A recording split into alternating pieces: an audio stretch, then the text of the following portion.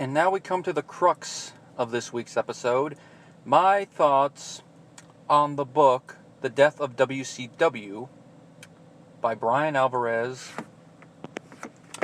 and R.D. Reynolds.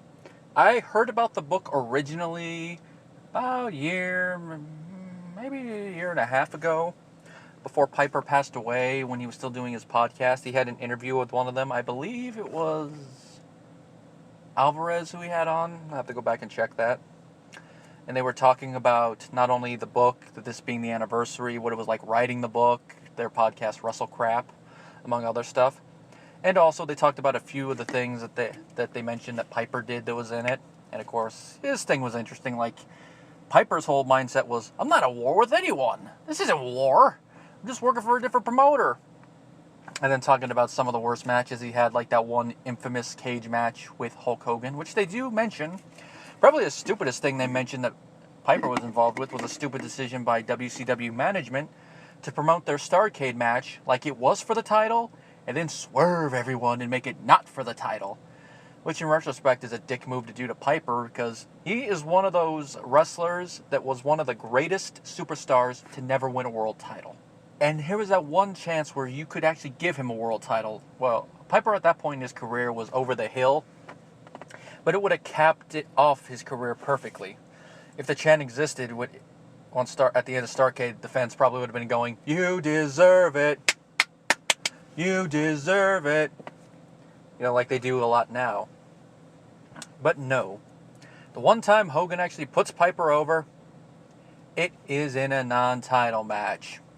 That right there is the perfect example of the politics Hogan would play in WCW, which I will mention. Everyone knows Hogan is the perfect politician when it comes to this, but this is just the beginning of it. I took a lot of notes down here. Some of these are out of order, so if you hear paper moving, it's me flipping the page back and forth to talk about stuff. Now, the book is broken up into 4 different sections, not counting the new introduction and the old introduction, which that's one thing that this edition of the book does great, is that it adds a little bit of hindsight, both in lessons not learned and lessons learned, which the former outweighs the latter by a lot, but it's nice to actually hear when they do have a lesson learned. But most of the lessons not learned apply to TNA, but a handful do apply to WWE. And then, of course, the last chapter in the book, which is an epilogue, is about all the stupid stuff TNA has done throughout their history, which mirrors the stupid stuff WCW has done throughout their history. Which makes it even sadder that WCW crashed and burned within a couple years, yet TNA somehow still manages to stay afloat.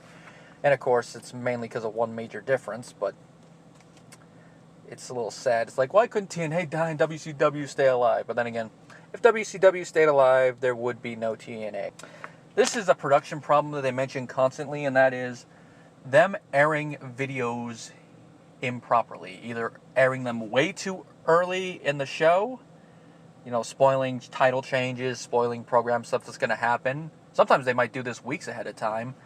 And one of the things that comes in with that is when they used to do the old Disney tapings months ahead of time and then air the programming slowly, where they'd have to obviously film wrestlers with titles that they hadn't won yet. And of course they would still do the pay-per-views and stuff live, so it was a little weird. And of course it also allowed for booking decisions to get spoiled, because it got out on the early stages of the internet and out amongst all the fans. And of course that pissed off the NWA, which is one of the things that led to them leaving the NWA. Not the main thing, but one of them. Which I'm getting a little off track here. Back to the main point. It's split into 4 main sections. The first one is about the beginning, which there's a lot of interesting stuff in there. It's stuff most WCW and wrestling fans in general know. Started with Jim Crockett Promotions, the NWA, all that history. Then eventually Crockett spending himself into a corner, which, sadly, in an ironic manner, is a common theme when it comes to WCW, is that they would get a boom period, spend too much, and then crash. But unlike with Jim Crockett Promotions, later on, WCW had no one to save it. Well, they did, but then someone else pulled the plug. But getting ahead of myself again. Then once Crockett spent himself into a corner, in comes Turner and his millions upon billions of dollars, and he saved the day.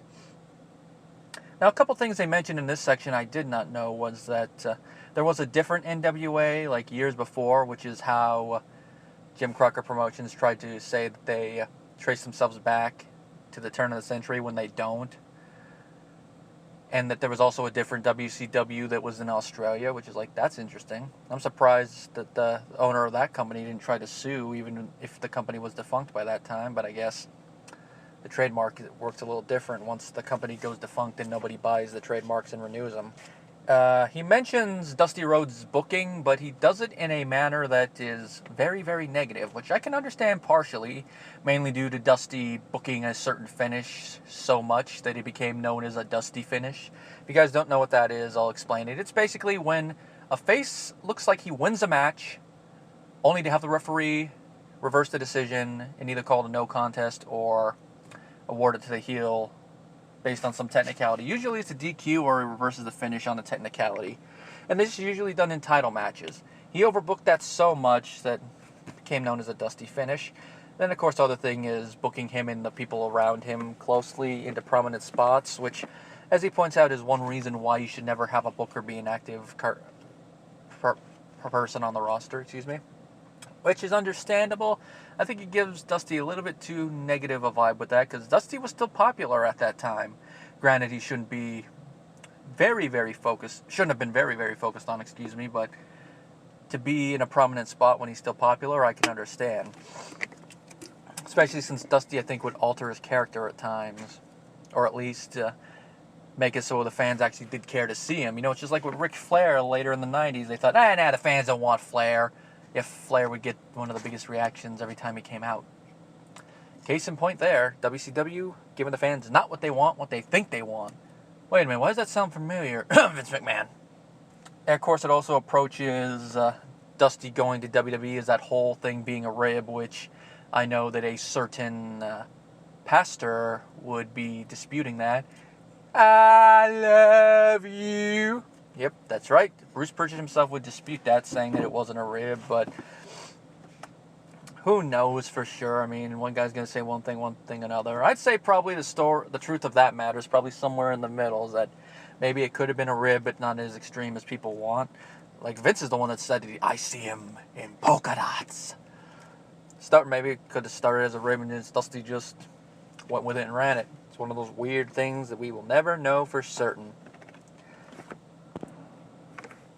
It mentions the incident, the infamous scissors incident between Psycho Sid and, I guess it was just Sid Vicious in WCW, and Arn Anderson over comments that he made about Flair, which part of that comment I understand, even though in the podcast interview that Piper disputed it. It's like, who's going to come and take our spots, these kids?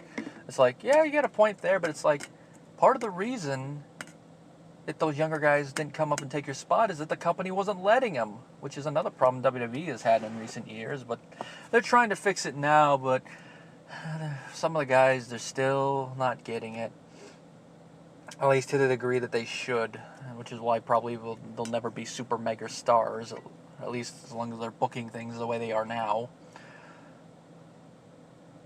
And of course, I'm not going to go into the scissors incident. Everyone, I think, knows that incident. If not, Google it. All I'm going to say is that it led to Sid being released from the company, and he went to WWE, and this is also why he didn't get the WCW title at that point. I don't even think he had won it yet at that point, so it wasn't until his next run that he won it. Of course, later on it mentions Bischoff and Russo's overspending, which led to them losing $65 million in 2000 alone, which compared to money they've lost before in a single year is gargantuan. Before, they would lose like $6 million in a single year at most. But in 2000, they lost $6 million in 1 month alone, and then lost 65. Interesting thing about this is that when Alvarez was on a podcast with Russo was like, where's the numbers, bro? Where are the numbers, bro? And that's the whole thing he was trying to do. You could tell, it's like, Russo, you're really trying to sweep away your involvement with the amount of money the company lost and that it was partially your fault. You could just tell by how he's deflecting. It's like, really, they did their research for the book, bro. I think they would be able to find in the public record where they lost the money, what different places, partially due to contracts and also probably not drawing and all their other expenditures. But it's just the public record. Alvarez should have known better and should have probably brought a copy of the stuff, but I guess he didn't figure that Russo was going to be that much of a dickwad, but we should all know Russo's like that. He just doesn't want to admit his own faults. He still doesn't. Okay. The whole thing with Nash being a booker was discussed, which in recent years he still tries to downplay it, saying that he took the booking job because no one else seemed to want it to help relieve stress and all that. But you look at it, he does kind of connect it and compare it to Dusty being a booker, which I see. But the difference is Dusty seemed to be fully popular with the people when he did this, and he also knew what to do and what not to do as a booker. I mean, he did not constantly book the NWA World Heavyweight title on himself. I mean, I think he might have done his last reign when he was booker, but he did not give himself a long reign, and he did not end something as infamous as Goldberg's streak. And the book does mention that it probably would have been better to have DDP in the streak, which I will agree with that.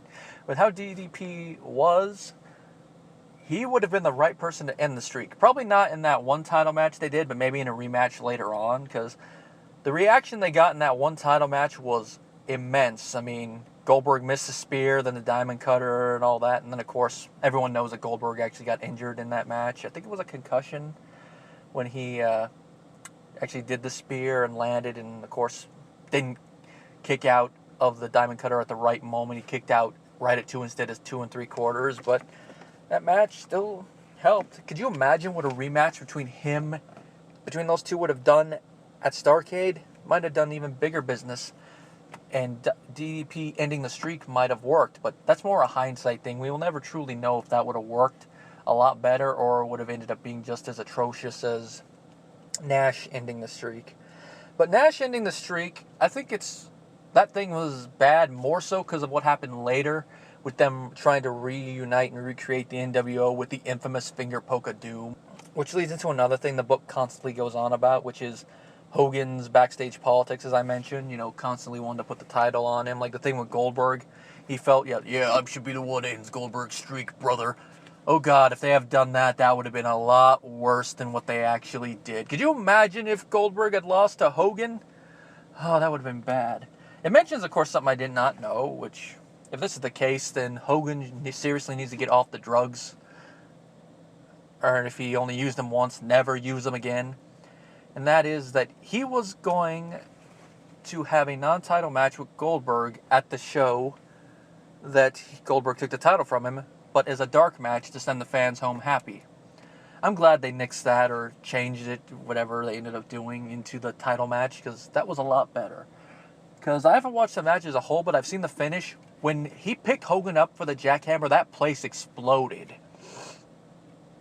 The only bad thing was that they should have sold it on pay-per-view. They could have kept it as a non-title for TV, have Goldberg beat him, and then have the president go, since he beat the World Heavyweight Champion, Hogan, you're going to have to defend your title against him at the next pay-per-view.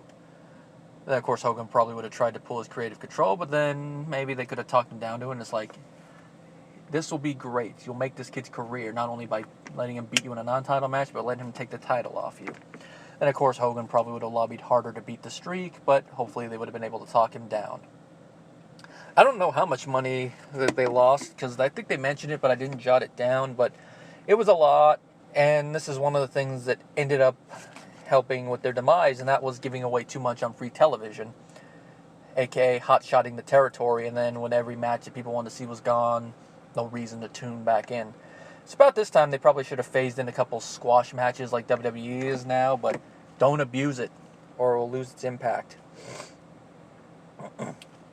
Another thing is that Hogan would time his TV exits just right to where he could claim that the ratings went down because he wasn't there, and then time his return just so it would be at a moment where the ratings would come back up.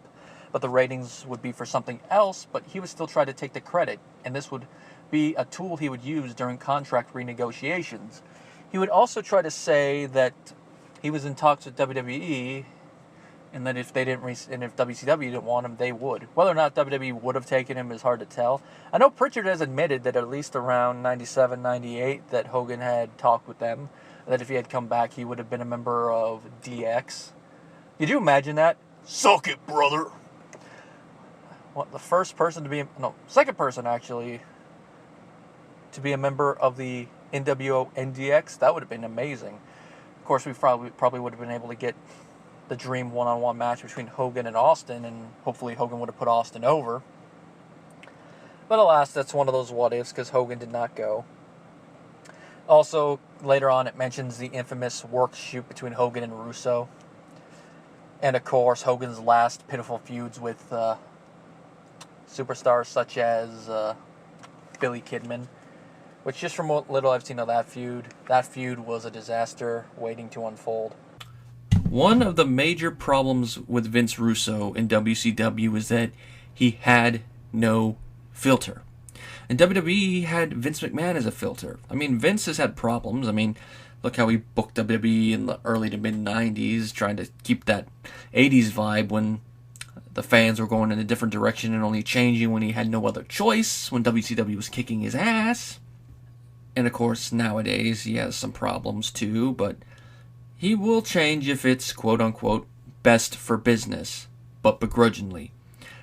And of course, he was there to filter out Russo's shitty ideas, as a lot of people have attested, including Jim Cornette. According to Cornette, he'd be like, okay, this guy's got 50 ideas, 48 of them smell like shit and could ruin the business, but these 2 are good, so we'll run with it. Have other people to help him, the best wrestlers to play them out, and then of course Jim Ross to call them. Whereas in WCW, not so much. All his crappy ideas got put on there, like Bischoff, he overspent with some of them. And then a lot of his booking ideas, especially in that 2000 run, sucked! I mean, think about it. He put the world title on himself. That is very nepotistic, and it devalued the title. Putting it on David Arquette was the first shot in the arm. Putting it on himself, you basically take the title around back and shoot it in the head.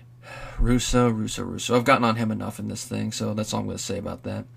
Speaking of the title, they do go on about how the last couple of years they did try to make new stars in the main event, like Booker T and Scott Steiner, but it seemed to be too little too late, or the rest of the booking on the show kind of killed it. They also mentioned the whole thing with how they treated their foreign stars, specifically the Mexican luchadors and the Japanese stars, that they were a good part of the show early on, the whole thing in the 95 to 97 period, but by the later years, they were pretty much run to the ground. A lot of them were released, except people like Ray and Juventud Guerrera. And even though they were trying to bring back another deal, the company folded before it had the opportunity to do that. And then, of course, let's not forget Bischoff's grand idea of unmasking Ray, because he said, it'd make you a bigger star, that mask, no one wants a masked superstar. That's actually one of the lessons learned, is that when WWE brought him back, they actually put the mask back on Ray, they sold a crap load of them, and it's what made him a big star, or one of the things that made him a big star. So that's a good example of a lesson learned that the hindsight portion of this book brings up. Now, of course, the last thing it mentioned was what the final nail in WCW's coffin was, and that was Jamie Kellner, which the book mentions something I did not know about him on a side note, and that was he was one of the gentlemen responsible for Fox Kids. I did not know that. Now, going into the whole thing, he was one of the new executives that came into WCW, looked at how much money the company was losing compared to other divisions of Turner, and was basically like, pull the plug. Now, part of this has to do with there was a lot of people in the company that did not want wrestling in their portfolio and only put up with it because of Ted Turner. His comments like, wrestling built a superstation, it's going to stay on the superstation. I mean, that whole goes back to the early 90s when people wanted him to cut his $6 million a year losses with it. But by the point where it lost $65 million in a year, the moment Ted loses control, they're going to pull the plug. And Kellner, along with the Time Warner merger, was the last nail in WCW's coffin. It was because he pulled the TV time slot, which basically made the company worthless. Because at this point, Bischoff, along with other investors such as Fusion Energy, were trying to buy the company. And there were some mixed results there, and they probably would have been able to buy it if the time slot remained intact. Which why Kellner and the others just decided to pull the time slot entirely when they were selling the company is beyond me, but probably has to do with their pro wrestling bias. I mean, they mentioned it several times that wrestling fans do seem to have that negative stigma that still persists. Like, car companies, when they run ads, they seem to think that most wrestlers drive in old beat-up trucks and are like, man, dang, man. Or I should say the wrestling fans, which I wasn't even a wrestling fan at the time WCW died, and that stereotype offends me. It makes me want to smack someone.